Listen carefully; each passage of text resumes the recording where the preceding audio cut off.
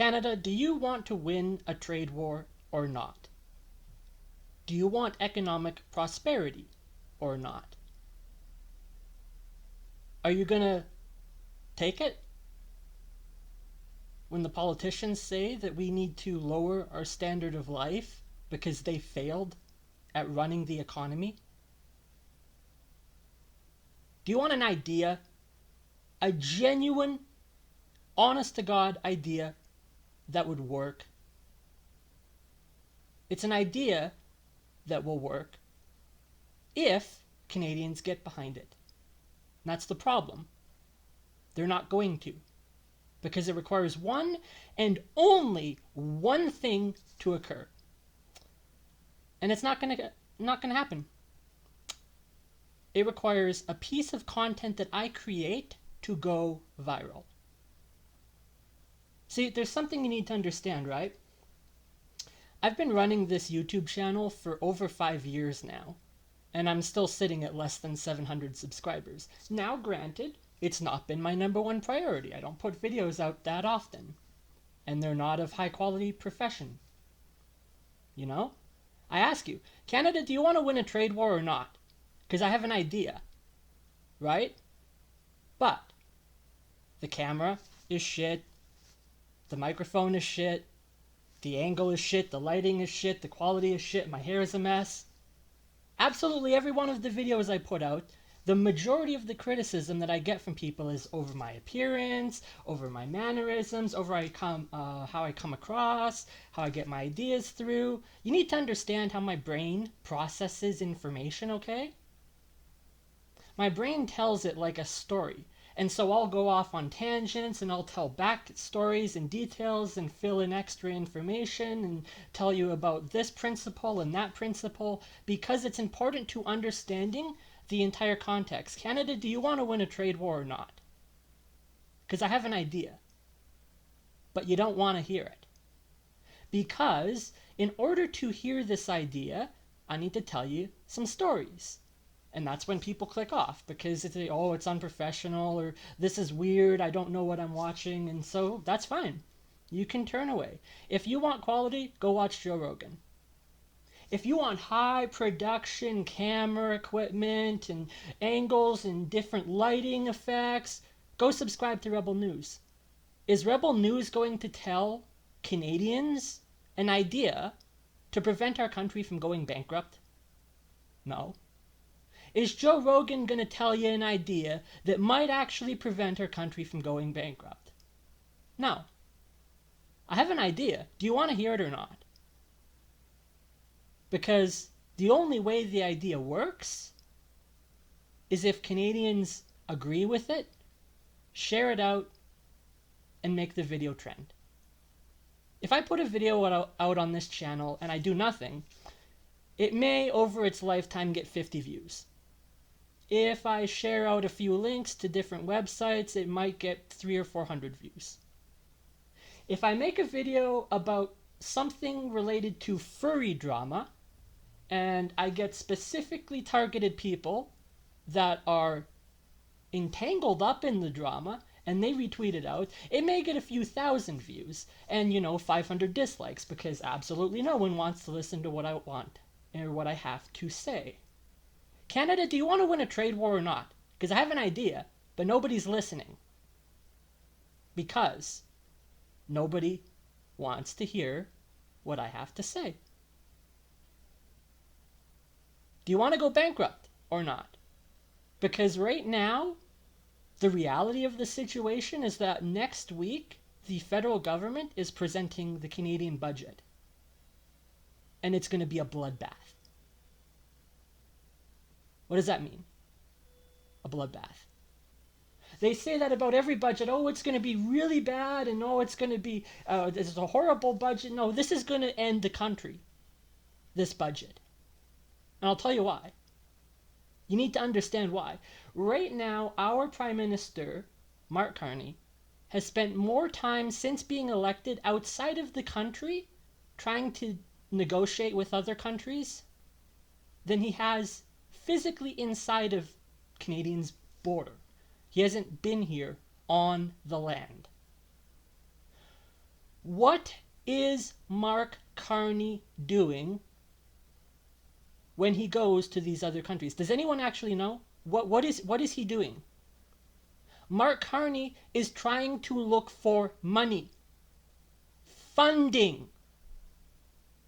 Canadians do not understand math, because I've been having these arguments for 15 freaking years now.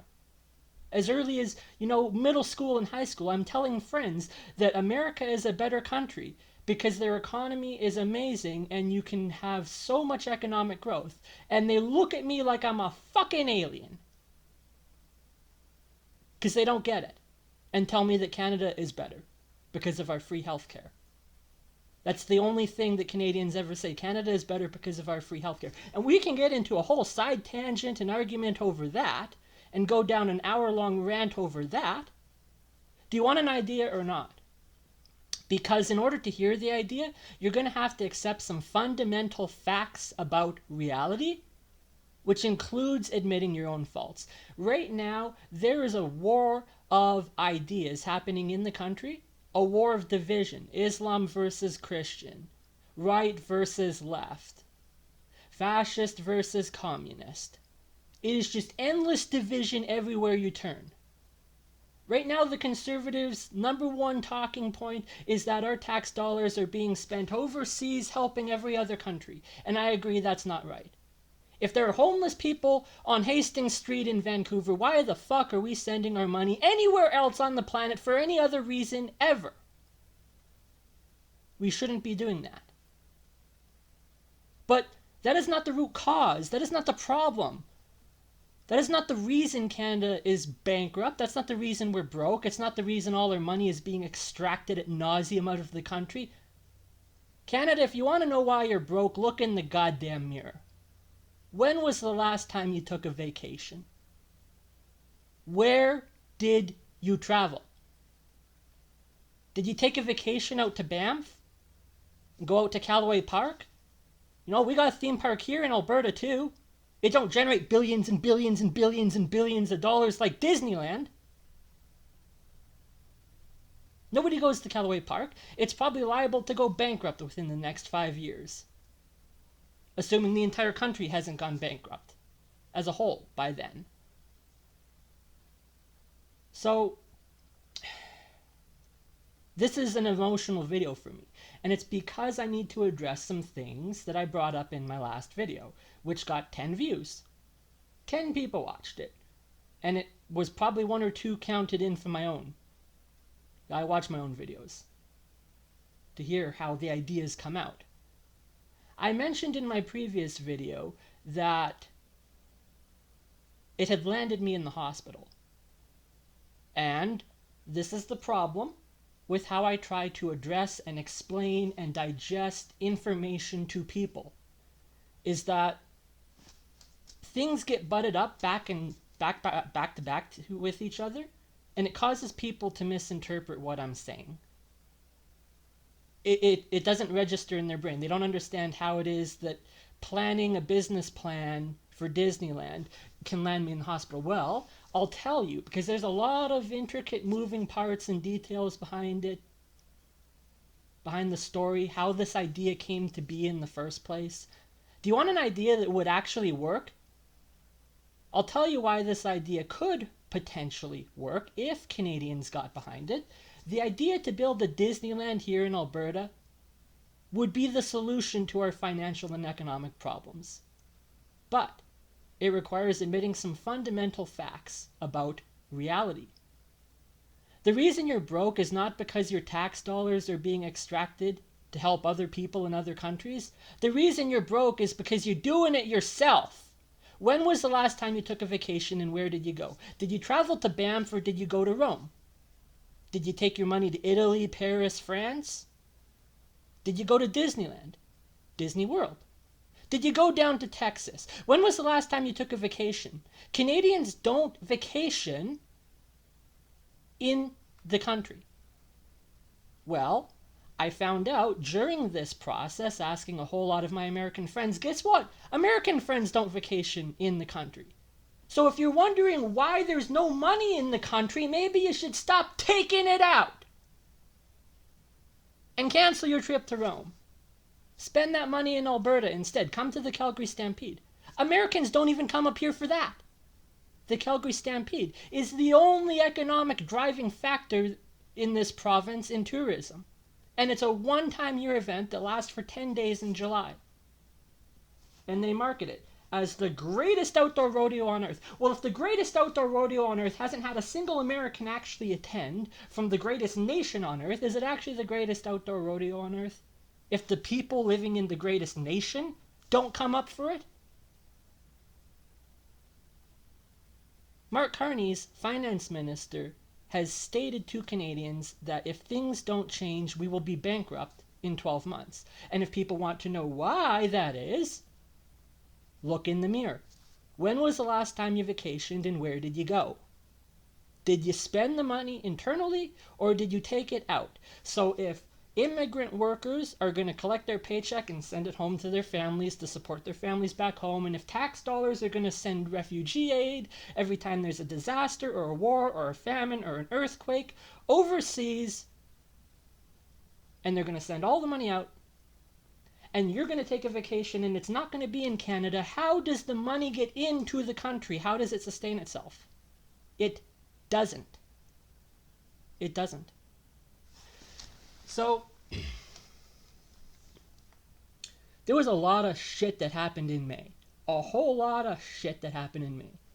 And in order to understand why this idea could potentially work, you need to understand that this is not an idea that was cooked up in some politician's lab. This is not an idea that bureaucrats thought up in some backroom handshake deal with China. The reason this idea could work if Canadians actually got behind it is because the idea was cooked up by Canadian citizens.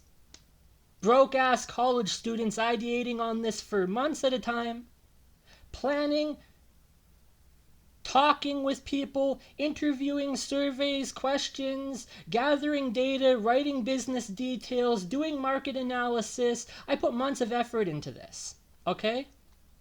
Because I'm trying to prevent the goddamn country from going bankrupt, but every time I try to do anything to help, it gets construed as a negative. And it doesn't go viral, because people don't like to share negative viral content. Well, that's funny. There's a whole lot of viral videos right now on Twitter of Hindus smearing cow shit on the wall. Is that entertainment that you want to see? It's going viral because the rest of the planet is realizing, holy shit, I didn't know that we lived with people that aren't potty trained on this earth. These adult humans are not potty trained, okay? And we're importing them en masse and en masse and en masse. Come here, come here, come here. We have economic prosperity. How long is the economic prosperity going to last? Our finance minister said we'll be bankrupt in 12 months. Are you paying attention? The Bank of Canada, the director for the Bank of Canada says you need to prepare for lower quality of life. That's the polite way of saying we're headed for the next goddamn Great Depression. And you better buckle up your bootstraps. Do you want an idea that could work? A genuine proposal, a business plan, a deal with America. Here's why it could work. Because Trump would agree to it. That's it. If you want to win a trade war against the man, does anyone understand how he thinks? Does anyone at all understand business? Okay, I'll show you right now. You want to know how to win a war against Trump? Step 1.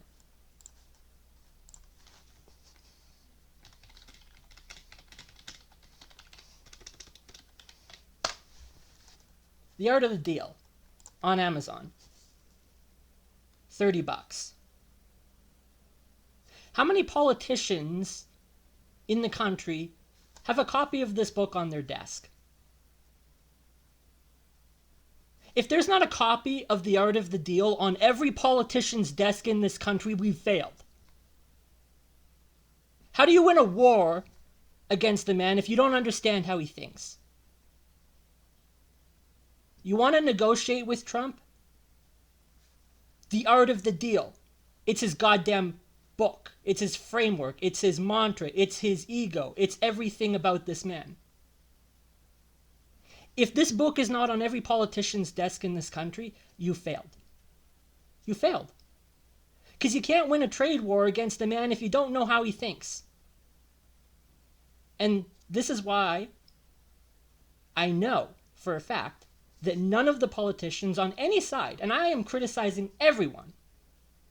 Pierre Poilievre, you failed. Daniel Smith, you failed. Doug Ford, conservative, you failed.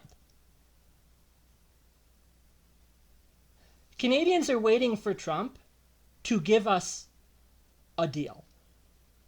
Trump is not going to give us a deal. He is a businessman. He is waiting for you to make the first step. Here's the problem. Canadians are waiting for him because that is the mentality and the mindset that has been ingrained into the country.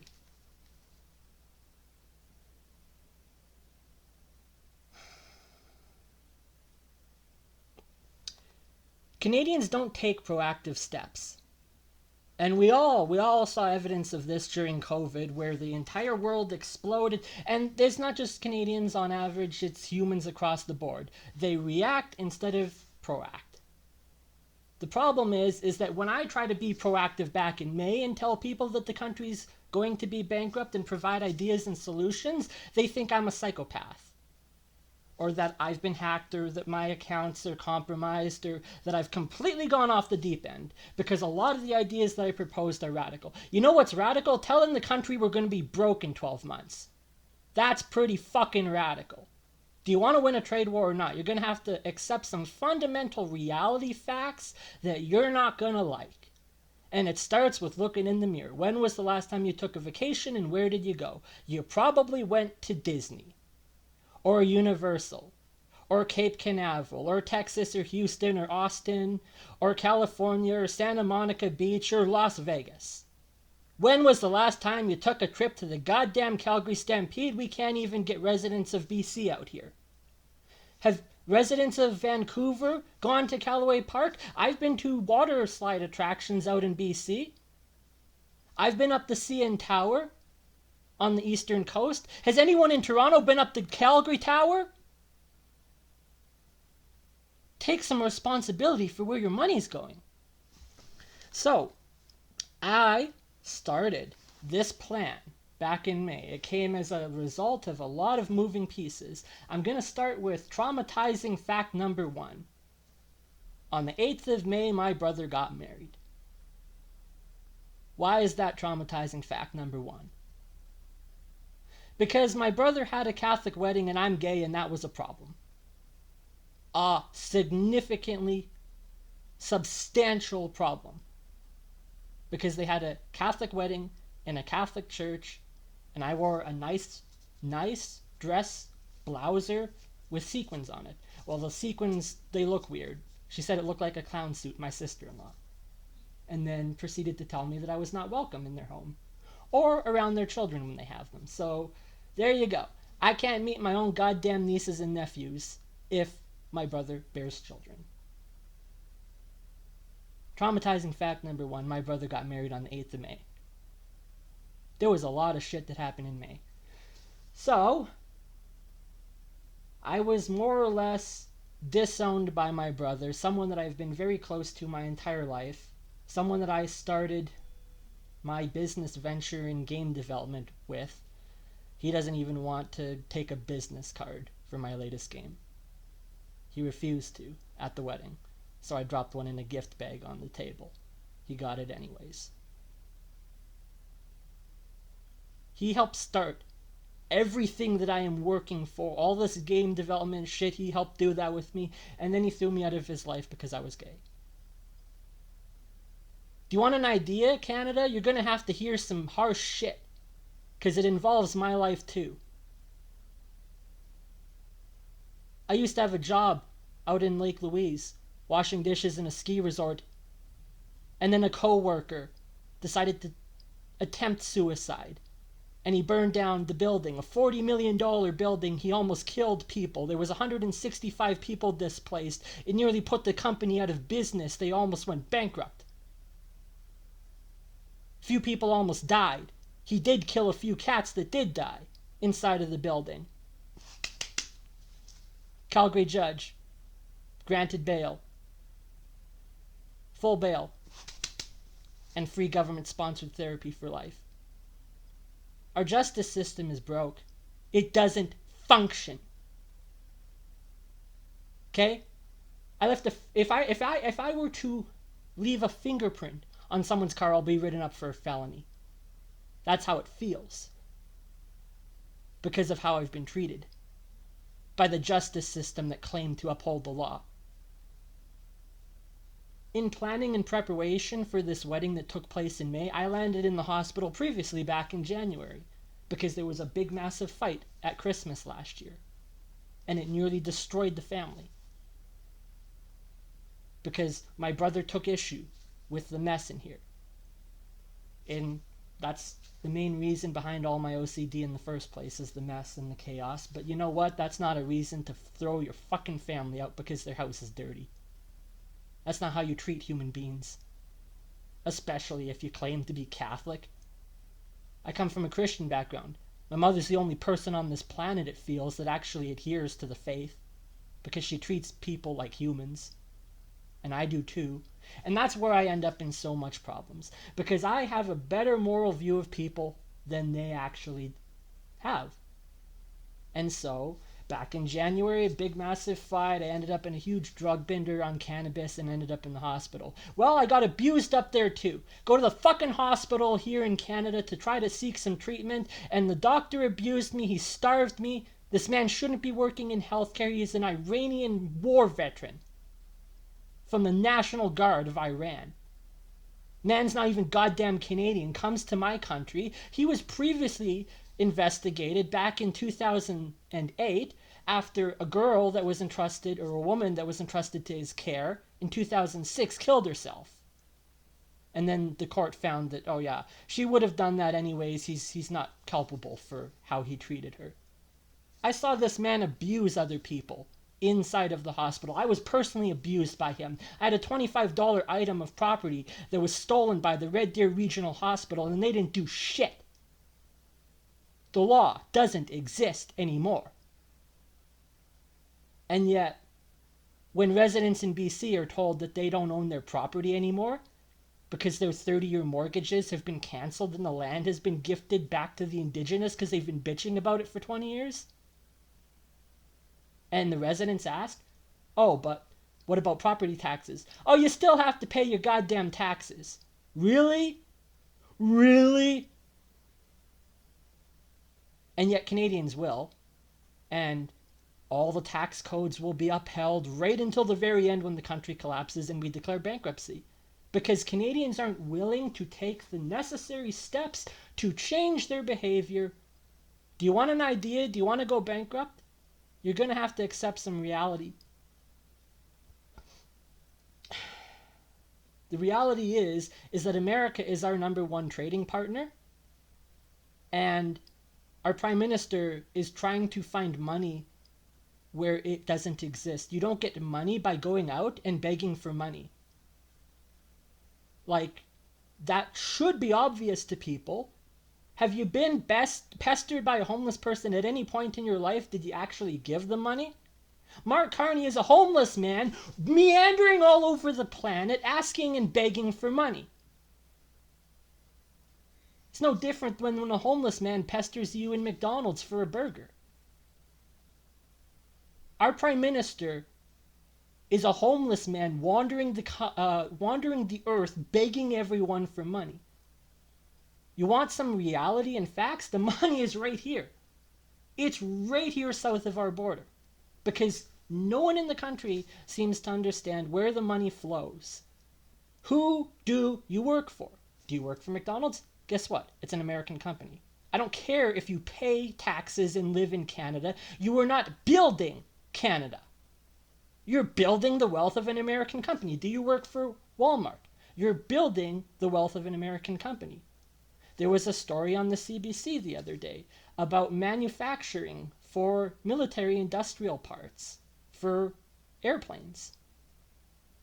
Canadian manufacturers are shipping parts down south to build the F-35 jet so that American can sell it overseas. And they make the profit. We're making the goods, they make the profit. You know how many people are employed in this country for American businesses that don't seem to rationalize and understand where the money's flowing because they keep saying Orange Man bad?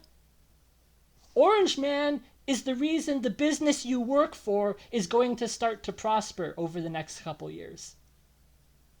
Because the businesses you're working for are American-based.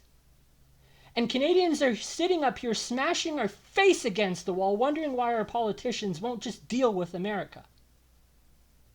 Because the Orange Man is bad and Americans are racist and blah, blah, blah. I don't give a shit. Canada, do you want to go bankrupt or not? It's that simple. You need to stop this shit. You need to cut it out because Trump is not the enemy. He's waiting for Mark Carney to make the first move. But Mark Carney's he's not going to make the first move because that's not how Canadians think. That's not how Canadians act. They don't take proactive steps. And I know this because when I tried to take proactive steps on this issue back in May, I landed in the hospital for 10 days. And here's how it happened. Here's where the idea came from in the first place. All this shit started in May. So, my brother gets married on the 8th. I'm up in Calgary on the 21st for a big, massive business conference that was funded, the tickets, my entry cost into it, by the school that I was attending. And it was a really, really big event. It's probably the largest economic conference the city of Calgary has ever held. There was over 1,000 people in attendance, and they had keynote speakers. The mayor at the time, Jody Gondik, or whatever her name is, of Calgary. They had Danielle Smith there, and they had an American businessman by the name of Gary Vaynerchuk. And at first, I wasn't thinking about it, but the more and more I thought about it, the more conspiratorial it became in my mind. And that was the problem, is because it became sounding like a conspiracy. But it's fundamentally true. An American businessman worth $100 billion freaking dollars, I don't know how much he's worth. He's not worth 100 billion. That's Elon Musk levels of wealth. But he has billions of dollars, Gary Vaynerchuk. He flies across the border during a trade war into Canada to give a presentation during an economic conference. And nobody found that weird. Not one single person seemed to find that weird or suspicious or odd. Because right now, across Canada, according to our news media, America is the enemy. And their goal is bankrupting the world, including us. If that was genuinely true, if that was honest to God true, why was an American businessman worth billions of dollars allowed to fly into our country and present to our technologists at a business conference? And I was like, wait, hold on. Did I just stumble across something that the FBI missed? Or the NSA or the CIA? Like, they monitor and they extensively track movement of everyone across the planet. You don't think it's going to raise alarm bells in their mind that a businessman, an extremely wealthy and prosperous, mind you, businessman in America, is coming across our border to present at an economic conference in Calgary in the midst of a trade war? Are we actually at war? Are we all being taken for fucking fools here? Every last one of us on both sides of the border? This is the economic equivalent in warfare of driving nuclear missiles across your enemy's line and just dropping it there for them. Like, how is that not treason if we're actually at war? Now, I'm grateful and thankful that Gary Vaynerchuk was allowed to come and speak because he happens to be a personal hero of mine. And it was freaking rough. Man, this weekend was shit. May was one of the worst months of my entire life because I had booked a hotel to stay in the city. It was a 3-day conference over the Thursday, Friday, and Saturday. Or maybe it was Friday, Saturday, Sunday. Or some other time during the week, I don't know. I went up to Calgary. I spent $130 that I had prepaid on my card. I paid $130 for a hotel room in the city, and it was at one of the worst quality hotels, but it was the cheapest. The cheapest rate in the entire city that I could get was $130 for that 2-night stay in Calgary. Well, after the first day of the conference, now I got to the conference late. I missed Jody Garnett's speech at the start. She was the first speaker. But after the conference, I go to the hotel. I'm going to, check in. I've got the money on my phone. I've got the money on my phone to pay for the damage deposit. And so she hands me the machine and asks for a card. I tell her it's not a card. It's on tap. It's the physical card. And she tells me that they need the card, the physical credit card. Well, I don't have a physical credit card. What I have is money on my phone. And the problem is, and here's where the problem is, the machine that she hands me has tap built into it because it has the icon for tap directly on it, which means that it technically, functionally, as a device, can accept tap. But policy dictates this. And that is the problem. So now I'm getting into a huge dispute with her, and I'm like, well, what am I supposed to do? I've already paid for the room, so if you're not going to let me stay here, then you need a refund. Well, I can't refund you that money. You have to go through the vendor. Well, that's a whole other process to file for an appeal and then send documents and all that. So what? They're just going to take my money? That's exactly what they did. That is exactly what happened. This hotel in Calgary stole $130 from me, and after 6 hours of protesting in the lobby because I couldn't go anywhere else or do anything else, what was I supposed to do but just sit there on the couch in the lobby? They phoned the police on me and had me escorted off the goddamn property for trespassing. Trespassing? Really? I paid $130 fucking dollars to be here. And I'm treated like a criminal in my own country for service that I paid for. So, I was right livid mad. I was like, fuck this shit. What in the fuck is going on right now? And of course, it's an immigrant worker who doesn't speak English very well, and they don't understand what you're saying, and you have to tell it to them 10 freaking times for them to get it. I was livid mad. Like, I was like, holy fuck, I don't even want to do this conference anymore. Like, I was so mad, I was ready to just drive 3 hours back to Lethbridge and then, go to bed. And that would be it. But the next day, Gary Vaynerchuk was coming to speak, and I came up there specifically to listen to him speak. And I was like, well, what am I supposed to do? It's like 11 o'clock at night here. I have no place to sleep. And so I just found a place to park my car, and I attempted to sleep in my car and got no sleep because it was freezing cold as hell. And here I am, freezing my ass off in the car, bawling my eyes out because I'm being treated like a criminal after paying for service. Paying for service in the country, I'm being treated like a criminal. So, I was right livid mad. I am so done with this shit.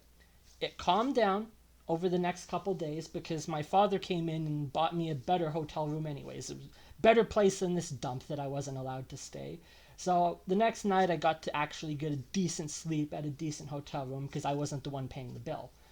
So he put his card in the machine. Not a single hotel in the entire city. And I've done this in other cities, in other hotels. I've paid the damage deposit with a tap on the device, not having to insert a physical card. Not a single hotel in the entire city of Calgary told me that they would accept that. Not a single one. And yet they all have the device that accepts tap. Don't tell me you can't accept tap because the policy states. The policy states this. Well, the law states I paid $130 for service, and if you're not going to provide me the service, then you have theft. The law states. You want to get into a war of policy and law and litigation? The law states that I've given you money. You are mandated by law to provide me the service and or the money back. Okay, I'm not allowed to stay here? Fine. Trespassing. Give me the money back. No, we can't do that either. We can't do that either. And so I had $130 stolen for a hotel night that I never actually got to stay. And then I never got the money back anyways, because immediately after is when all this shit went downhill, I ended up in the hospital. So I get to hear Gary Vaynerchuk speak the next day. And this is what I had said in the previous video, is that there was some things that went over people's head because they needed to understand the situation. They needed to understand the man. They needed to understand what he was saying. And I don't know, I'm not going to say that I'm the only one in the room, but I'm the only one in the room, it feels, that actually paid attention. So to start with, there's a lot of young people at the conference, 22, 21, college-age students. And I was talking to them before, because I'm giddy like a school child. I'm like, oh, we're going to see Gary Vaynerchuk. And they're like, well, who's that? Who's that? Really? Who's Gary Vaynerchuk? Gary Vaynerchuk is the reason why all you social media influencers on TikTok and Instagram and Twitter and Facebook are making money. I'm not going to say he exclusively single-handedly is, because remember, I talk in generalizations, but Gary Vaynerchuk is the reason that you can get paid by YouTube to put videos on. Because back in 2006 and 2008, when YouTube first started and vlogging first started, and people started putting out videos of their life and showcasing what they're doing, what they're working on, and the whole vlogging viral trend took off, Gary Vaynerchuk was making high quality blogging and vlogging videos because he understood it as a business model. Everyone else on YouTube was making it because it's YouTube. You want to share your life with people. Gary Vaynerchuk was making videos that had high quality production content that he knew he could sell advertisements on. And so every single one of the YouTubers started falling in line behind that business model where they're making better quality content and they're putting more effort into it and higher quality cameras and better lighting and better angles and better microphones. It's because they understood that if you can produce high quality content that goes viral, then you can sell advertisements on it.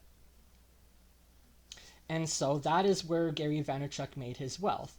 And in the year of 2025, he sat in front of 900 Canadians in the city of Calgary and stated that his business is on goal or on track to reach $100 million of profit this year alone. And our Prime Minister is out gallivanting all over the planet looking for money. If you want money, you need to look where the money is. The money is south of our border with our number one trading partner that we've been trading with for over 100 years at this point. America is not the enemy. So I heard Gary Vaynerchuk speak, and there was some very provocative things that he said. The first thing you need to understand about this man, and I know he's a billionaire, so there's a lot of people, again, do you want to win a trade war or do you want to get into an argument and fight? Because we can get into an argument and fight, but we're not going to win a trade war if you don't listen to what I have to say. Gary Vaynerchuk is an ethical billionaire. I know, oh no, all billionaires bad. Every last one of them. Okay, fine. Then you don't want to win a trade war. Because billionaires are who get the money that our prime minister is looking for. Billionaires run the economy. And an American billionaire sat in front of Canadians and talked about his mother. This is why I know that Gary Vaynerchuk is a genuinely good and decent human being. He's the only one. I don't even think I've seen Elon Musk talk about his mother. He's the only billionaire that talks about his mother, and not just on Mother's Day. When was the last time you heard Bill Gates talk about his mom? Now, she's probably dead. Rest her soul. But when was the last time you heard Elon talk about his mom? Gary Vaynerchuk is a marketing genius. There's a reason he sat in front of 900 Canadians and talked about his mom, because he's done that in numerous countless videos before where he talks about his mother. And he knew that there would be at least one person in the audience that recognized that. Me. And as soon as he started talking about his mom, I'm like, give this guy a round of applause, man. Because he is the real deal. The real MVP. So Gary Vaynerchuk sits in front of 900 Canadians, and he tells us that the value proposition for Canada is better than America. And that's what Canadians claim. Everything about our country is better, but then they nail it down to just healthcare. Just healthcare. Why aren't you talking about we have better air quality? We have cleaner water. We have more natural resources. We have more animals and livestock. Why isn't that? No, it's just the healthcare. That's why we're better. So Gary Vaynerchuk is pointing out all of these things that are better about Canada, the environment and the natural beauty and the animals and the wildlife. And he says, but I'm not going to pay your taxes. And that is the fundamental problem. If Mark Carney wants to win a trade war, he's not going to do it getting money overseas. If you want to win a trade war, look within. Change the freaking tax law of this country. But no, Canadians are rigid. It gotta be by the rules. Gotta be by the rule book. Tax law states this, therefore X. We can't run a socialist system unless we're taxing people at 40%. We have to tax people at 40%. All right? Fair. You need the taxes from somewhere. How can you collect the taxes if the country's gone bankrupt? Because BioWare in Edmonton put 600 people out of work. There's another oil company in Calgary pulling out by 2027, putting another 700 people out of work. There's a lumber mill out east that's going under. There's these automobile factories that are going under. They're packing up shop and moving to America. Are you moving with them? If all the McDonald's in the country just pull out of Canada, are all the employees just going to move down to America? No. They're not eligible for visas. They're not eligible to actually get American citizenship. And so our country is being run by idiots. And on both sides of the border. We're going into a federal budget here where everyone across the board on both sides of the political aisle is predicting another election. Well, guess what? Elections cost money. I'm going to make $600 if the election happens because I'll go and I'll work and, do the 12-hour day and get the $600 paycheck at the end. That's taxpayer money that we don't have. And then we're going to blast it out on the media and there's going to be smear campaigns. And starting next week, if the federal budget fails and it triggers a non-confidence vote, we're all going to be dragged back into the political arena of blood sports on Twitter. And Canadians are just done. We're just done with that. And Americans are done. They're just done with the political blood sport on Twitter, X. So, I started thinking like a businessman. I've got a decade of education behind me, including 2 different courses at the university, a microeconomics course and a macroeconomics course. I've got numerous mathematical degrees. I did a year of virtual reality study with a huge focus on business. I'm in business conferences, I'm meeting people, I'm learning pitch techniques and how to do market research and all of the things that are required to do a business. This information that I'm giving you, I didn't just pull out of my ass, I put work into it. And it could work if we built a Disneyland here in Alberta. And I'll tell you why it could work. Does anyone understand how much 10 billion US dollars is? 10 billion United States dollars is just sitting on the table and Canadians are walking by. Do you want to win a trade war or not? Because there's $10 billion in allocation to build a 7th theme park for Disney out in the Middle East. But when I try to explain that to Canadians, it devolves into an argument over Islam. Well, what do you have against the Muslims? What's the problem with the Muslims? The problem is that the United Arab Emirates is richer than God. They're richer than America. They're one of the wealthiest nations on earth. And yeah, Disney's going to make a shit ton of money if they build the 7th theme park out there. I'm saying they'll make more money. A better value proposition. Welcome the business. You should be negotiating with American businesses. Negotiate with Trump. Negotiate with Bob Iger. Go to Disney and say, we want that theme park here. But Canadians don't want that. Because fuck Disney. Disney went woke. They deserve to go broke. Well, if that's your mentality, Canada went woke too, therefore it will go broke. And that's your goal. You're just plowing ahead 100 miles an hour towards a brick wall of bankruptcy, and that's your goal. How is it possible that everyone across the board has now just set a blanket goal of bankruptcy? Does no one at all have any aspirations anymore? Any plans? Any big ideas? Where's the big ideas? I'll tell you why this idea could work. Because it wasn't cooked up by some politician in a lab or a bureaucrat shaking hand deals behind the scenes.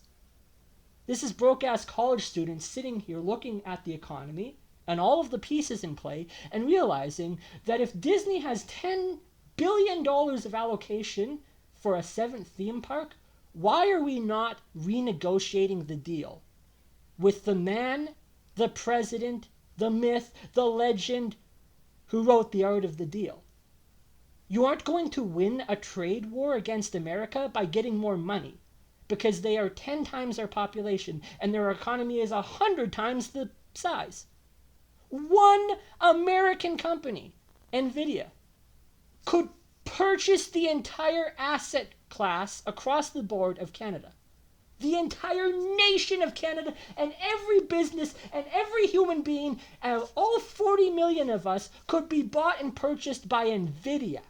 And we would be the nation of NVIDIA. That's how rich American companies are. Canadians need to understand that if you want to survive bankruptcy, you need to negotiate with the people that have money.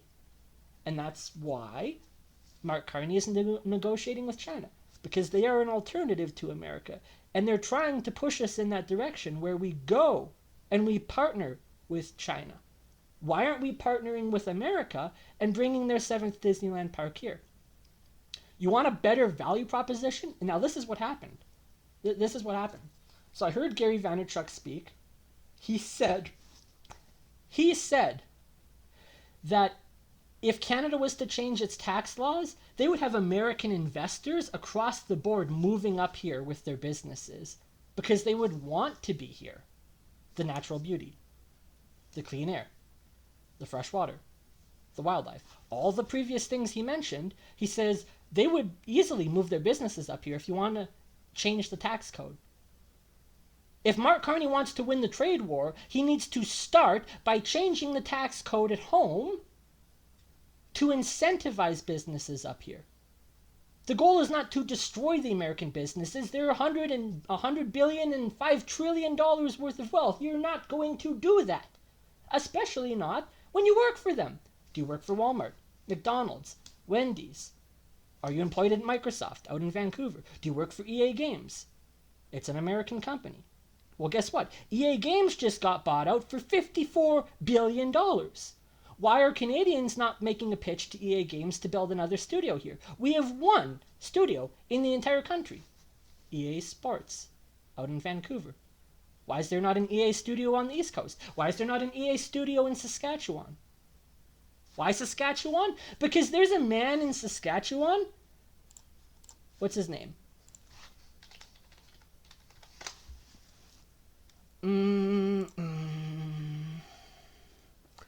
Local Thunk. Local Thunk is the developer. Local Thunk.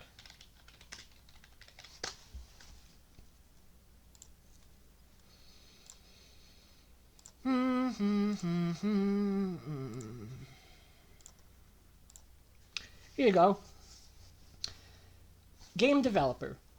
He's got 159,000 followers. Look at that. Canadian. Creator of Balatro. This game, as I understand, made $62 million selling on Steam. This is why Canada cannot win a trade war against America. Because even when Canadian businesses are making money, $62 million of profit on a game that was developed in Canada, it's being sold on an American platform that's taking 30% of the cut. So of that $62 million, Steam, Valve, an American company, gets $20 million. How do you win a trade war against an opponent with the mentality that we have to outsurpass their wealth? You will not outsurpass the wealth of America if Canadian businesses are paying 30% fees to American businesses at the same time. Because if you grow the Canadian business, it's also going to grow the American business at the same rate, if not more. You're not going to outgrow America. You're not going to get money from overseas to outgrow America. And that's the mentality of every single politician, yes, Pierre Poilievre included, is that we need to go and negotiate for money with people. You want to negotiate. If Mark Carney wants to find money, tell him to talk to local thunk. He's based in Saskatchewan, and he's just got $62 million on a video game. Why is Mark Carney not looking for money within Canada, where the money exists? There's $62 million sitting here. This man, I don't know his goal. I don't know his life plan. I don't know what he's doing with that money. If this man wants to start a $62 million game studio, he's not going to start it in Saskatchewan if he has any business sense. Why? Because the tax codes for businesses in America are better. And it's one option for Visa in, through investing and through creating businesses and hiring Americans. Why is Mark Carney not negotiating with the businesses inside of Canada for money? Arlene Dickinson is worth $100 million. Jim Treliving, the founder of Boston Pizza, is worth $200 million. Why is Mark Carney outside of the country looking for money when there's money right here, but the money right here is being extracted exponentially the wealth down south? Because the businesses are being hamstrung with red tape up north, and every one of them is saying, we don't want to deal with the regulations and policy anymore. It's just easier to take our business south. And anyone that has money is going to take their businesses south. If all the businesses move south, because we've made it as a country impossible to run business, and the American investors recognize that and say, we don't want to invest in Canada because there's no point. It's a financial loss to them to invest in Canada. Now you're begging for mercy. You can't win a war against someone if your mentality is victory and domination when you're sitting here begging for mercy and our prime minister is a homeless man meandering the planet looking for money. So, where's the money going to come from? Disney. They have $10 billion in allocation. If Canadians got behind a Disneyland plan, we could actually build something special. And we could mend the relation. We could mend that broken trade deal with America. We could give them a reason to want to invest here, because we'll start thinking like them, instead of thinking like handouts, and thinking like welfare, and thinking like gimme money. What is the value proposition that Canada is going to offer to America?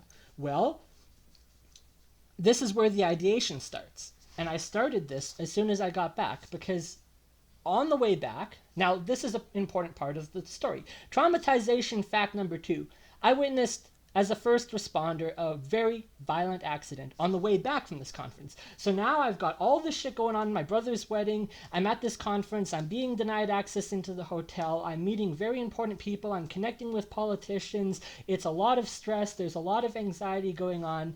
I'm driving back to Lethbridge from Calgary, and somewhere just north of Nanton, as I'm getting closer on the highway, there was 8, 9, 10 vehicles parked off to the side of the highway, and I'm noticing people wandering around the highway, and it's weird.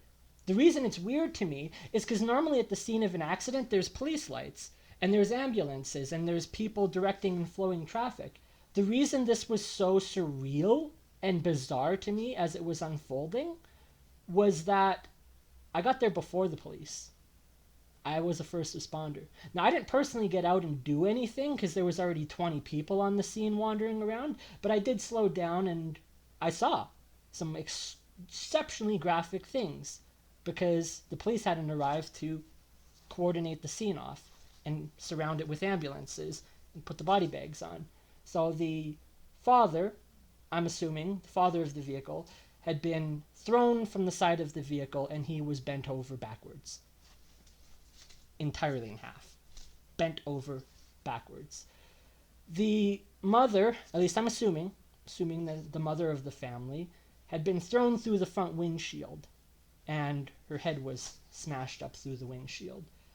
And I could tell there was kids in the back. That was when I stopped looking, was when I could tell that there was children in the back of this vehicle. The entire family died. Probably no less than 3 minutes before I got there. I don't know what kind of maneuver you have to perform with your vehicle to get it to flip over and land on the hood, but it did not roll onto the hood. If it had rolled off the highway onto the hood, it would have been crushed with more force on one side and unevenly bent.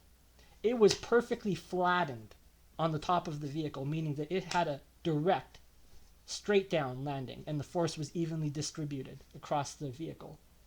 I don't know how the vehicle flips upside down, but it landed on the roof, and everyone in the car was dead. So I get back to Lethbridge, and obviously this trauma is on my mind. This massive business conference just happened. I heard Gary Vaynerchuk tell Canadians that we could have money, we could have American investment if we changed our tax laws. We could incentivize American money up here. So I'm thinking about this, and I get on Google, and what's the first news story I see? It's like a miracle from God. Bing, bang, boom. The number of perfectly sequential steps for this to have occurred, bing, bang, boom. I get on Twitter, and I start seeing people posting about, what's this? New Disneyland. There's a new Disneyland park?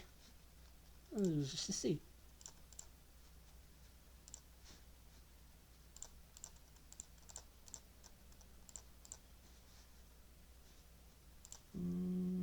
Here, Disneyland.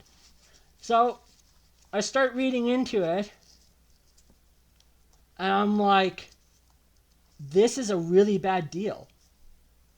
This is what were they thinking? What in God's green earth was Walt Disney thinking when they did this? No one on planet Earth is going to be able to travel to this exhibit. Like, the only people that you're going to make profit and revenue from a Disneyland built out in the Middle East is people living in the Middle East. I'll get arrested, thrown in jail, and or liably killed as a gay man if I go and visit this, because it's in a country where that's how they treat gay people. And so I'm like, what in the fuck is going on here? Disney, a company that allegedly, at least they put billions and billions and billions and billions of dollars into advertising dollars to try to convince us, allegedly cares about the LGBT. And yet they're building a theme park out in the Middle East. And I'm like, what the fuck? Why don't they build it here? We need money. We need revenue. And that's when it, boom, clicked in my mind. And I put two and two together. I was like, wait a minute. Hold on a sec. So I just attended a business conference in Calgary where Gary Vaynerchuk told Canadians to come up with ideas, American-style investment opportunity that could get money up here. And here's $10 billion of allocated funding just sitting on the table for a new theme park. And I was like, this is a golden opportunity. We can get behind this. We can renegotiate. We can give them better offers. We can strike the art of the deal with Trump and end this trade war. And this is where it all began. Because the moment that happened, I started planning. And I started doing research. And I started talking to people. Well, nobody wants to talk about Disney. Now, the reason I ended up in the hospital over this is because weed helps with ideation.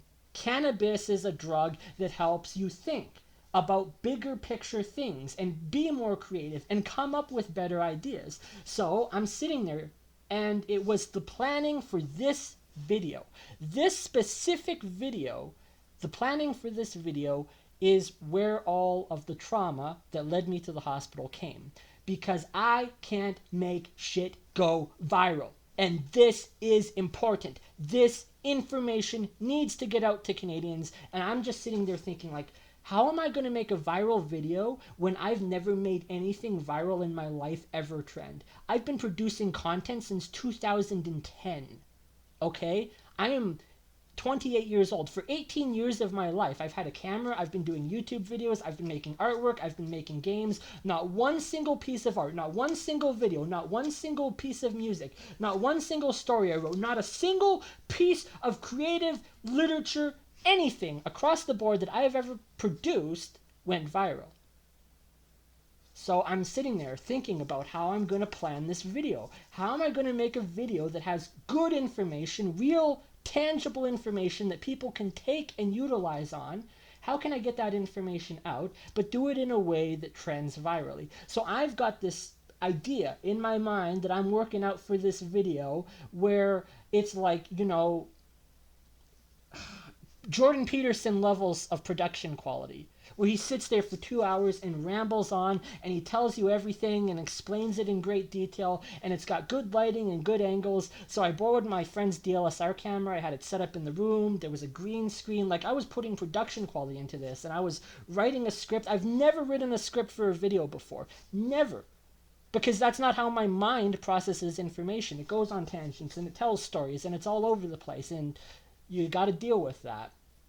Canada, do you want to win a trade war or not? Because I have a plan, but you have to listen. So I'm sitting there planning, and I'm smoking to try to get better ideas. And I'm like, well, I should start the video this way. No, I should start it that way. These are the key points. This is the information. I'm breaking it down, and I'm smoking, and I'm smoking, and I'm smoking, because I would sit down and I would press record on the camera and I would start talking, and I was like, no, that's not right. That's not the message I want to get across. And so I would turn the camera off, and then I would go out and I would smoke, and then I would come back and I would sit for an hour and think, and I would do research, and then I would start recording again and I would stop. And it got to the point that I was having, 1, 2, 3 cigarettes a day. I don't even remember. Smoking every single day. I would go to school. I would do my due diligence to maintain what I was building at school. I was going into finals, putting a lot of hard work and effort into my final, and on top of that, putting as much, if not more, effort into this Disney plan in the side. I'm staying up until 2, 3, 4, 5 in the morning, planning and researching, and then I'm going to bed and getting up at 9 to go to school. So I'm sitting there and I'm planning and I'm writing and I'm smoking and I'm smoking and I'm smoking. Well, it got to the point that I had put a thing of microwave in the popcorn and then immediately forgot about it and went back to the bedroom, because I'm typing on the computer and I'm thinking in my head, and I completely, instantaneously forgot that I had put popcorn in the microwave, and I don't know what I put it on for time-wise, but it just went on and on and on. It caught fire. So now I've got flames shooting out of my fucking microwaves, and at some point, like, my friends are seeing my social media posts, and they're like, what is going on? This guy is, like, tagging the FBI, and he's doing posts here, and he's, like, tagging all these politicians, and he's tagging news media agencies, and I'm like, yeah, because the fucking country's gonna go bankrupt. Like, I'm losing my mind at that point. And I ended up in the hospital. I ended up in the hospital. Because I had the police show up, and the fucking flame shooting out of my microwave, and so I had to go to the hospital. I had elements on the stove and paper nearby because I was going to cook something, and then I had an idea, had to immediately go write it down, and then I forgot 3 hours later that the element was still on the stove. So I was a mess. I was a freaking mess. And then going to the hospital seeking more treatment. Again, I just got abused at the hospital. They had me locked up in some cage like a prisoner, like a criminal, like I had, murdered someone, and I'm delusional, completely out of my mind. I'm ranting on about Disney, and at some point, the next thing I know, I'm lying on the floor, and there's 3 police officers sitting on top of me, shooting needles of shit into my arm. Like, that's how I'm being treated, like a caged, wild, fucking animal. Because God forbid I'm emotional. God forbid my shit's unprofessional. Because the goddamn country's gonna go bankrupt. So, that's how everything played out. I'm sitting there in the hospital, and I'm being abused by the doctors, and I'm being abused by the police, and I'm being treated like a wild animal. And I'm like, this is ridiculous. I'm trying to help. If this is how people are going to treat me like a goddamn criminal when I try to help, I'm never going to help anyone ever again. Period. The country can go bankrupt. I'll just walk away. I'll be laughing in the corner like the goddamn Joker. It was rough. May was hell. Because I'm trying to help. I'm trying to provide solutions. And back in May, and I've come to realize this now, there's nothing. There's not one single thing I could have said in that video had I actually produced it and not landed up. There's not a single thing I could have said that would have actually worked. Because correct information, presented at the wrong time never, ever works. And that's just the way it works. If I gave you all this information back in May, you'd think I'm a crazy psychopath or that I've lost my mind, like Alex Jones level of conspiracy, Disney and bankruptcy, Canada and trade wars and Trump. I'm calm now. Ironically, I'm calm now because our own finance minister came out and was like, we're going to be bankrupt. And then the Bank of Canada says, we need to prepare for lower qualities of life. So I'm like, oh, I guess I was right. You know, how to feel vindicated. Woohoo, I'm right. Woohoo, we're going bankrupt. Woohoo, next Great Depression. I never wanted to be right. I never wanted to be right about this shit, but now I'm finding out that I am. And recently I had a friend who apologized to me for getting upset with me back when all this was going down, because he realized where it was coming from.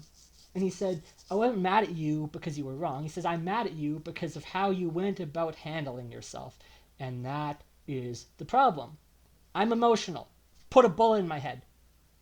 Like, I get it. I understand it. It's been beaten into me since birth that emotion and business don't mix. I don't give a shit. The country's going bankrupt. If Jordan Peterson can sit on camera and bawl his eyes out over emotional shit, and that's entirely fine, I'm going to get a little bit pissed off that my country is going bankrupt. God forbid. So, that's how it went down. But, even as I was in the hospital, I'm talking with people in the hospital, indigenous people and all this. Now, I did want to, in this video, mention someone from the previous video. I had met, in this conference, this economic conference in Calgary, a personal close friend of Danielle Smith. I'm not going to name who, because I still respect this guy. I felt in the previous video as though I had maybe not given him enough credit. You know, just ragging on him. That I'm trying to get this information to Danielle Smith about this plan, and he's putting up obstacles. That was the start of the conversation. I actually had an exceptionally cordial and respectful and enjoyable conversation with him afterwards, because I was talking on the phone for, I don't know, 2.5, maybe 3 hours with this man, and I thought he was going to hang up on me because he didn't understand how I was trying to process the information. And it's because my mind bounces between different things and it connects 2 points on the dot. So when I'm seeing that Disney, a company that reports to be LGBT friendly, is building a theme park out in the Middle East, and I'm connecting that in my mind as being a problem, at least on the messaging, marketing side of things, like, this is bad. This is really freaking bad for Disney at the level of their marketing department, because they're liable to get sued for false advertising now. They've now told every parent everywhere on planet Earth that we are the family-friendly, children-friendly, family-friendly content platform. Come to us. We're going to build our new theme park in a country that still throws gay people off of building. So, I went about explaining it wrong to this politician because I started off with that. And the moment that I mentioned anything LGBT related, then we ended up in the 40-minute side tangent conversation about LGBT rights. Because he's like, he knows everyone in the Conservative Party. And even if they're accepting to the point that it's not an issue for them, gay marriage, they don't like it. And so when you mention it to them, they're like, this person, yeah, they're not going to vote for that. This person's not going to support that. And he's listing off names like this person and this person and this person. And I'm just thinking, like, do conservatives actually understand money and the economy? Because that's the entire framework of the Conservative Party. We're the money sense people. Pierre Poilievre, literally, common sense. It's not common sense with an S, it's common sense with a C, the currency, the coin. Common sense principles. We're the Conservative Party. Does the Conservative Party understand how the money flows across this planet? Because the LGBT have a huge deal, a huge part of where the money flows. But you need to understand LGBT issues to understand how that money operates. So I find myself on one side of this war and conflict with conservative politicians that understand the economy and money and finance and business, and I can get through the business ideas to them, but they don't understand how that's tied to LGBT issues. It's tied to LGBT issues because gay people make the creative content that Disney sells. Now, entirely fair, I had made too many assumptions. And that was the problem too. I make generalizations, I make assumptions, I'm sorry. Take the information you want, parse through it, pick it apart, take the details that are important out, and then just disregard the emotion and the rest of it with it. I'd made the assumption that because gay people make content that Disney sells, when they find out their content is being sold to people that scream Allah Akbar and throw gay people off of buildings, are gay people going to want to produce the content for the people that murder them? I said no. I have a better, a higher moral standard for people than they actually have. And that's the problem. I made the assumption that employees for Disney are going to be walking off the job en masse over this. Never happened. And then someone later pointed out, well, they don't care anyways. If they cared, they would have walked off the job during the Chinese shit with the Uyghur Muslims. And it's like, oh, that's a good point. If you're going to sell shit to a country that's actively committing genocide, then I guess you really have no moral framework at all. My value proposition is that if you actually want to maintain the family-friendly image that you've built for the country over 100 years, why not you build the theme park in a country that supports families? Canada is in the midst of a value crisis right now. We can't define what being Canadian means. What is a Canadian value? Everyone says it's multiculturalism. Whatever the fuck that means, you can't define it. Everyone says it's immigration. Whatever the fuck that means, you can't define it. Are you talking immigration of employees and workers and business owners, or employees of people, immigration of people fleeing war? They're two different things.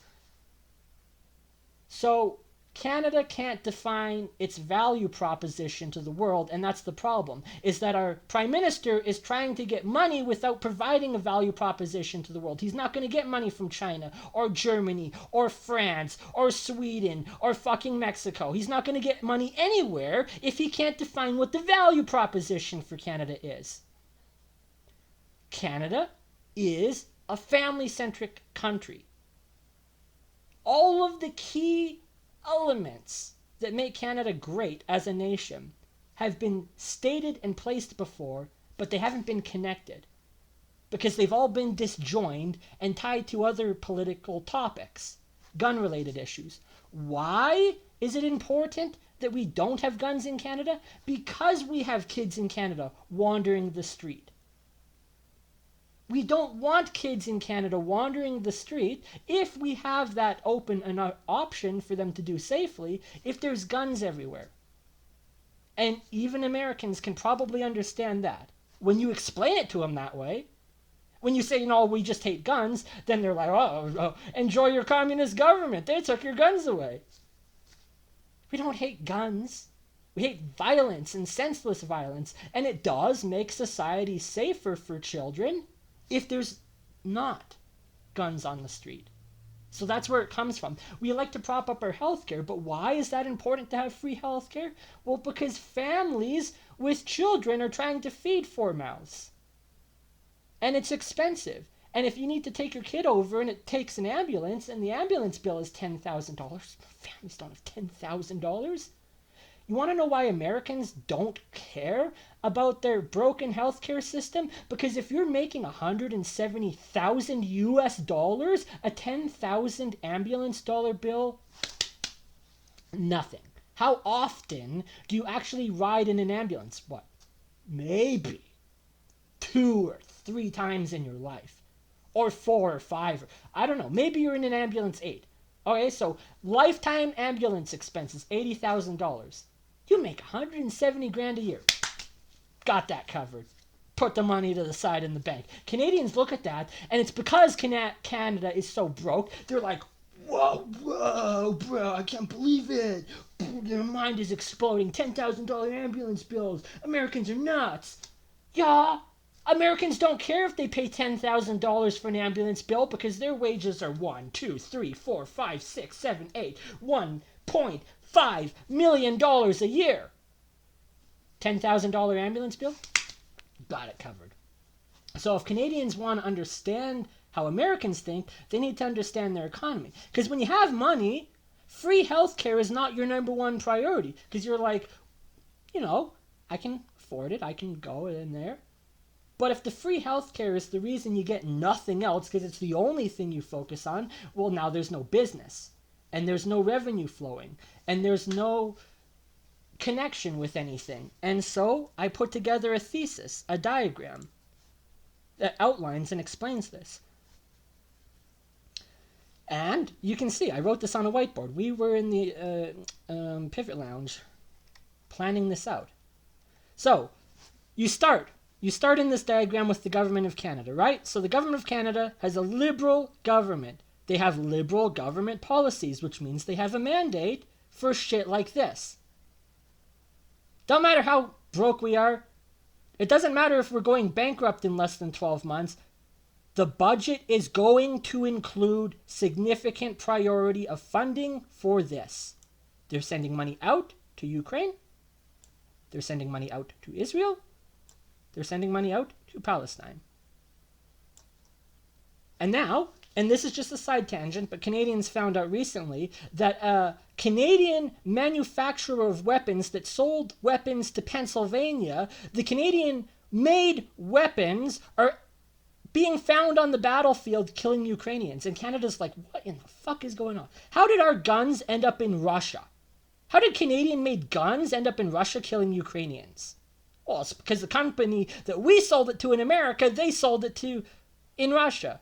And that's how America operates. They'll fund both sides of the war. So we're going to send a significant amount of the money that we don't have outside. We're also going to allocate a significant portion of the budget to welfare recipients, which are increasing over time because Canada doesn't have money and businesses don't invest here and Americans don't travel here. The welfare recipients are going to spend their money on shopping and retail, and with whatever else they have, they're going to spend on tourism. And I'll get into this tourism later, how I define it.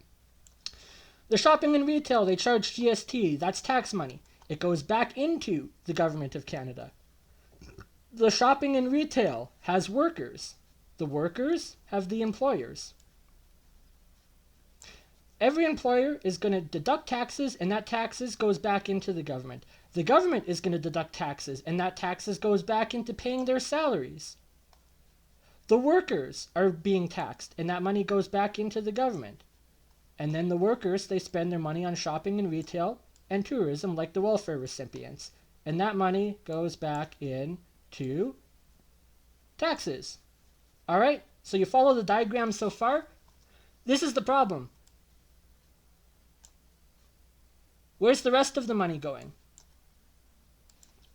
So now, you zoom out, we have an exponential extraction of wealth out of the country on this side, going to humanitarian aid effort, an exponential extraction of wealth out of the country on this side, going to tourism in America, and guess what?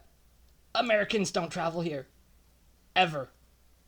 And when I asked them, you want to know what every last single American told me?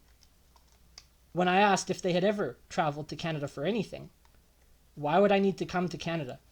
We have everything! We are the best country! We have Disney!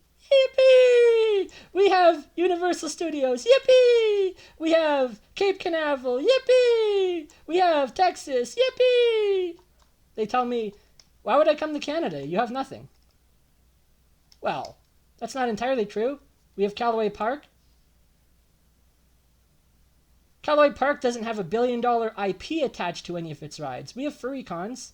They're smaller than American furry cons. We have a zoo in Calgary. Do Canadians themselves even travel to the zoo? If you live in Calgary, have you ever been to the Calgary Zoo? Calgary Zoo doesn't attract Americans coming up here, but when we go down south for a vacation to Disney, the family Disney trip that cost $10,000 and your father has to save for 4 years to afford it, or at least that's the way it used to be when I was a kid. You know, you had to save for 4, 5, 6 years to take your family one time in their life to Disney. On the Disney trip, you're also buying McDonald's, MC, you're buying hotels, H, you're buying taxis, T, you're buying Ubers, U, you're going to the San Diego Zoo. The San Diego Zoo is not a tourist attraction that Canadians liquidate our bank accounts to go down to America for, but it is a tourist attraction that benefits from having a Disneyland park nearby. You need to connect the dots, Canadians. You need to put the pieces together. When I talk about Disney, I'm not talking about Disney. I'm talking about the stability of the entire tourism economy.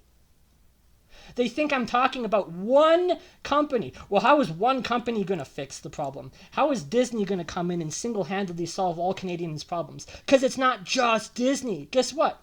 A Disneyland an hour away from the Calgary Zoo gets more money. Furry cons grow. Callaway Park becomes a great second-day plan to drive out there from Calgary if there's also a Disney in Calgary. So now you're going to attract people into the country who attend Disney for a week, and during that week, they're going to furry cons. They're going to the Calgary Zoo. They're going to the Science Centre. They're attending air shows, light shows, West Edmonton Mall. One of the largest malls in Canada. It's got a water park. It's got an amusement park. Guess what?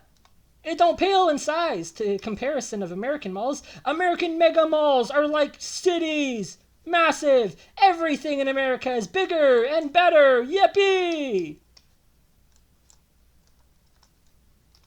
If Canadians got behind getting one company, one American company, Disney, if we actually got behind getting a Disney here, guess what? Everything else within a 300-mile radius around it benefits too. Air shows, light shows. People might actually travel to the Calgary Stampede if they come out for Disney. Gift stores, air shows. If you want to fix the economy, one single fucking company can do it. Disney. And this is the thesis. What do you spend when you go to Vegas? Are you spending $1,500? Are you spending $4,000? Are you spending $40,000?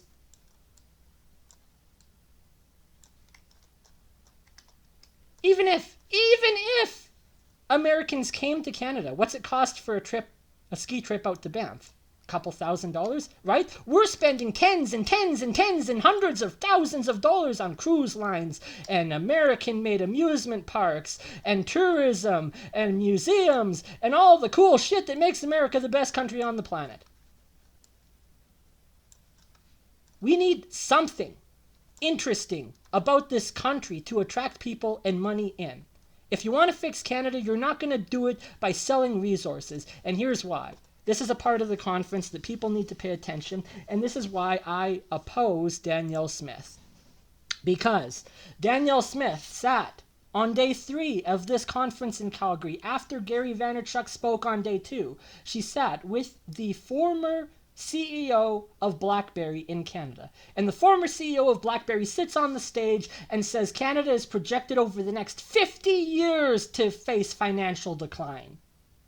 And he said, do you want to sell $5 worth of resources or a $1,000 product? Guess what? Canada doesn't produce $1,000 products. You want a $1,000 product? iPhone.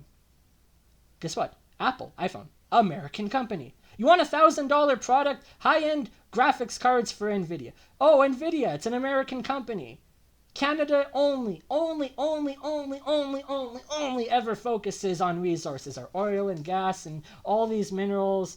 Guess what? Other countries have that too. America gets its oil from the Middle East, but they could get it from Alberta if we negotiated a pipeline down there. Why is Danielle Smith building a pipeline out east and playing footsie with Doug Ford? They don't want a pipeline. Do you not understand? Have you not been paying attention for 50 years in this country? The East doesn't want to do business with the West. Stop playing ball. Stop it. End it now. Why are you playing footsie with Doug Ford building a pipeline out east? Why in God's green earth is the pipeline not going down south through Montana? Build with America, not with Eastern Canada. Danielle Smith has this delusional fantasy in her mind where she's going to make peace with the East and we're all going to remain in Canada and it's going to be one big happy family. America, you got to understand what's happening outside of your border right now. The entire rest of this planet is gearing up to kill ourselves in World War III over who gets money and who doesn't. Who gets into America and who doesn't. Who has prosperity and who doesn't. And Canada's going to get caught right in the middle of the crossfire if we don't fix this shit now. This is why I'm emotional. God forbid I'm emotional. God forbid I'm unprofessional. Politicians don't want to talk to me because I'm unprofessional. Friends don't want to talk to me because I'm unprofessional. That's funny. That's hilarious. I'll be laughing like the Joker in the corner, being like, I tried to help, but you didn't want it. So, we're bankrupt now. Congratulations. This is why the idea is not going to work. Because it requires this video and this information to get out to people, and people don't share my video unless I provoke them first. People don't appreciate my content unless I provoke them first and say, hey, can you share this out? Hey, can you get the message out? You want to know how Disney can fix Canada? One singular company, American money, can do everything. Literally everything. We are talking the big ask. You want to win a trade war against America, you got to understand the big ask. In Canada, if you want to win, you need to make the biggest financial ask in the history of economics, period. 10 billion US dollars. We can allocate that all over this goddamn country if Canadians understood the value of American USD. $100 million airport expansion in Calgary. $300 million for Calgary infrastructure. $300 million for Alberta infrastructure. Put $1 billion. You don't need to put all $10 billion into one theme park. You budget. Right now, Canada is gearing up to be presented with a budget where we are told we have nothing left. There is no budget, and it's going to trigger an election. Why are Canadians not being proactive? I'm not going to sit here and wait for some politician that's not paying attention to give me a budget. I am writing the budget for them. This is the budget for them. And then when they say we have no money and we don't know what to do, you say we have a solution. We have a budget that was written by a fucking homeless man in Alberta, a student, a Canadian citizen that you won't listen to because he's a psychotic maniac. When they come out next week and say our budget is fucked and we don't know what to do, I got a solution. I got my own budget. You take it and shove it in their face and say, do this. And the politicians will comply with the budget because they got nothing freaking else up their plate. When Pierre Poilievre was asked, what are you going to do to win the trade war against America? He says, I'm going to get a deal with Trump. When Mark Carney was asked, what are you going to do to win the trade war against America? He says, I'm going to get a deal with Trump. How do Canadians vote on that? When both parties are telling you that their solution to the problem is to get a deal with Trump, but none of them understand how to negotiate with Trump. You want to negotiate with Trump? Give him something he will respect. You are not going to win against Trump if he doesn't respect you. You want to know what Trump would respect? If you took a page from his own playbook, The Art of the Deal, and you made a big ask. If Canadians got behind this message and this idea and actually supported it instead of telling me to go fuck myself, We could put together a business proposal for a legitimate Disney park to be built here in Canada and pitch that to Bob Iger and send it to Trump and say, this is our plan. And he'll be like, yeah, wow. You actually listened to what I said. You grew up. You grew up, you pulled up your big boy bootstraps, and you did something on the level of America. Americans think we're children because we act like children, because we're sitting here waiting for handouts.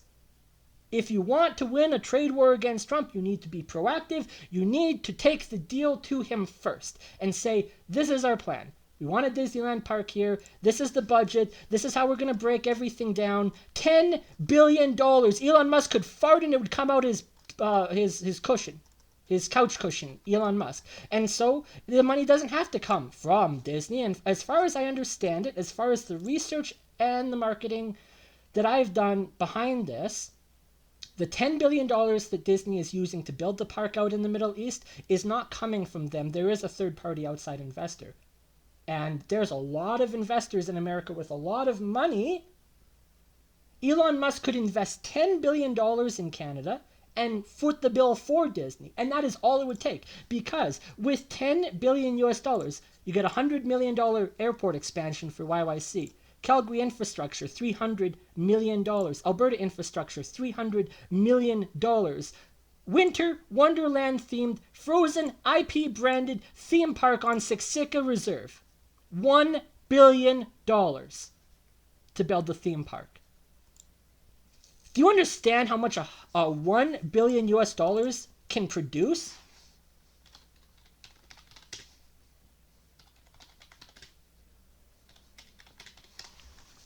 Okay, and this is where I'm basing my research on. The U of L Science Building. I got to witness for 5 years of construction this building being created. This is a monolith. This building is monumentally massive. It is almost as large as the original campus at the University of Lethbridge in terms of square footage. This entire infrastructure project cost 100 million Canadian dollars.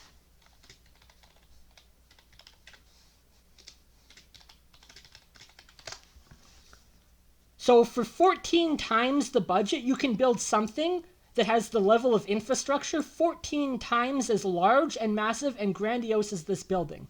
These are where the numbers are coming from. And I will admit, I'm not an expert, I'm not an architect, I don't have extensive background in education, in building and planning, and it probably costs a lot more than I think. Maybe it's $2 or $3 billion towards the Disney.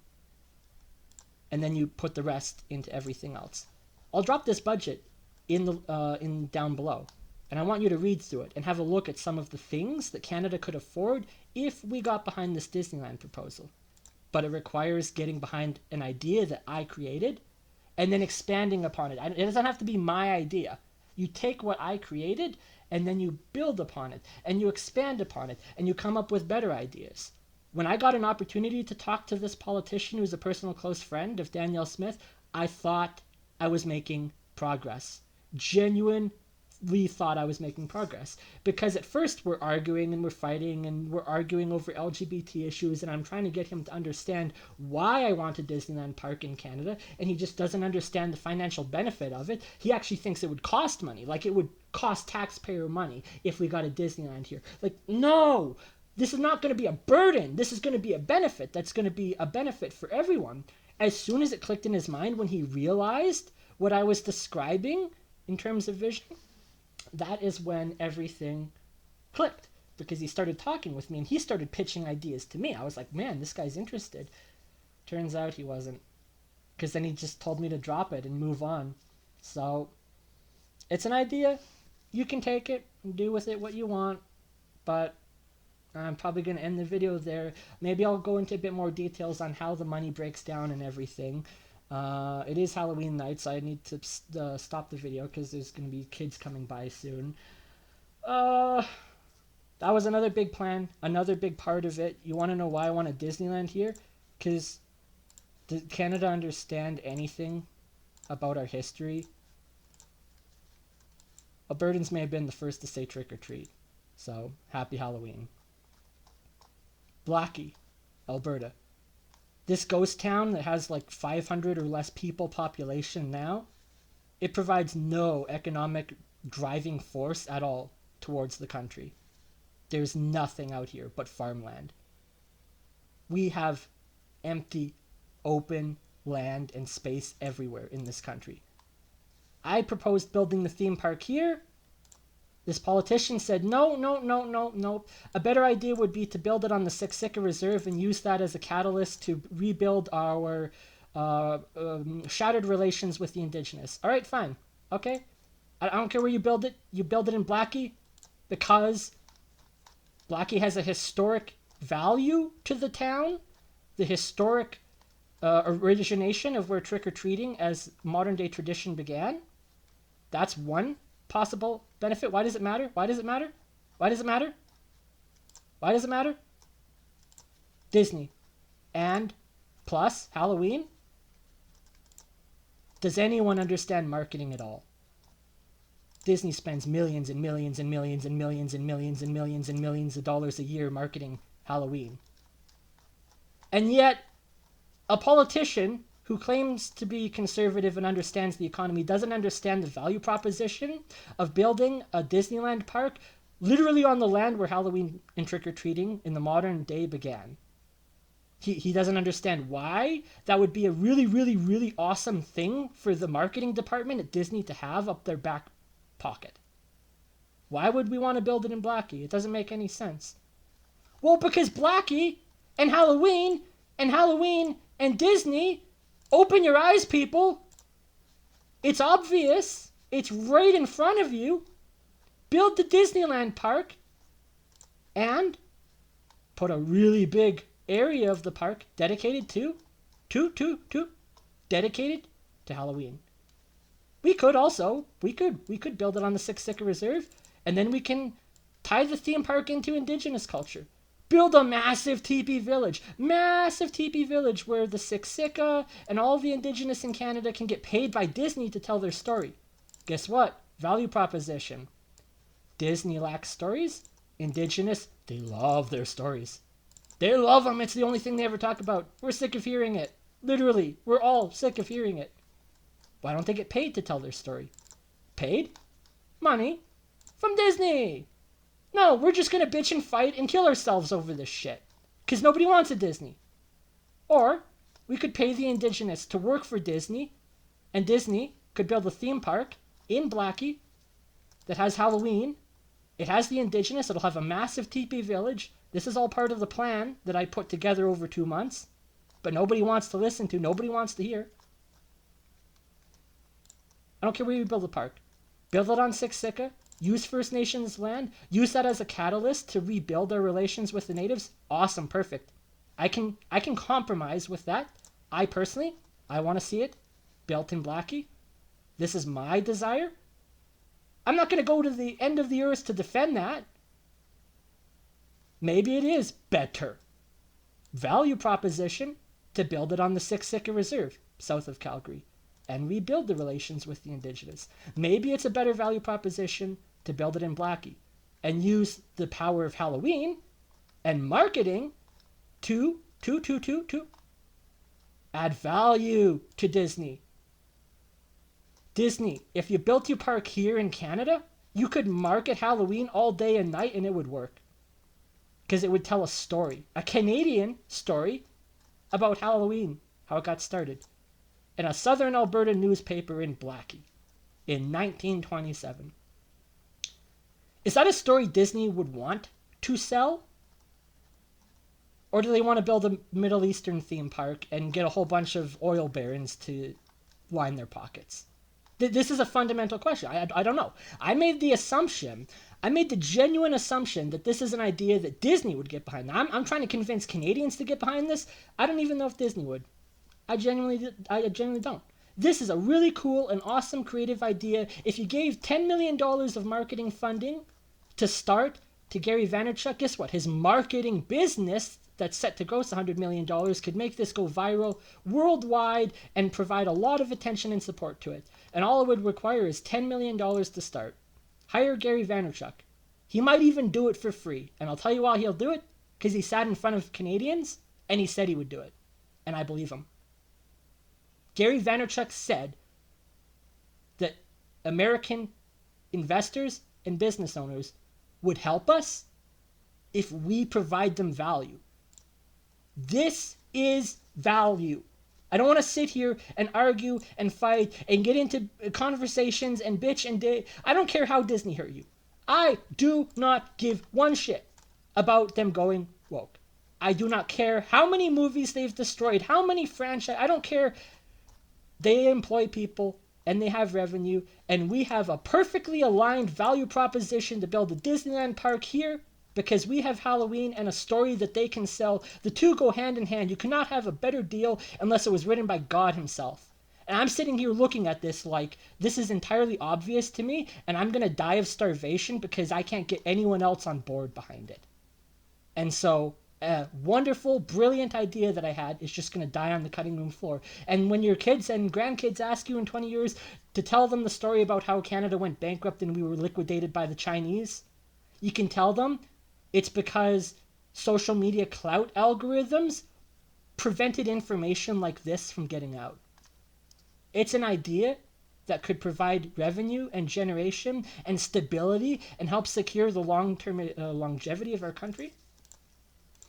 But it's got to go viral. And so you can tell your kids that the reason Canada went bankrupt is because no one shared this video. Not one Canadian will share this out with their politicians and get the message out there and get the ideas flowing. The budget lands next week. And when they tell us we have nothing to give for you, this is an alternative. You take this to them and you say, what about this instead? Have you thought about this? Have you actually thought about it? Because if you're going to tell me that I just have to sit here and go bankrupt, like, I'm not going to take it. I'll find some way to get across state lines legally into America, and I'll take my business ideas down there. Because America likes business, and they like ideas, and they like big picture. This is a moonshot development project. That's the scale and level I'm talking, and yes, it's radical, and people don't like radicalism. That's why they don't like me. You know what else is radical? Telling Canada that we're going bankrupt. So, you can get behind a radically bold business plan and vision, or you can put your head in the sand and just accept that this is what's going to happen to the country. And then you say, oh, there's nothing. If one singular politician says, well, we tried and there was nothing we can do, I'm going to commit jihad. Like, I'm going to lose my freaking shit and commit jihad if they tell me that there was no other option on the table, because I gave you an option, and when I tried to give it to Danielle Smith, she told me that she was too busy. Ew. So I'll end the video there and just get the ideas flowing. See where things go.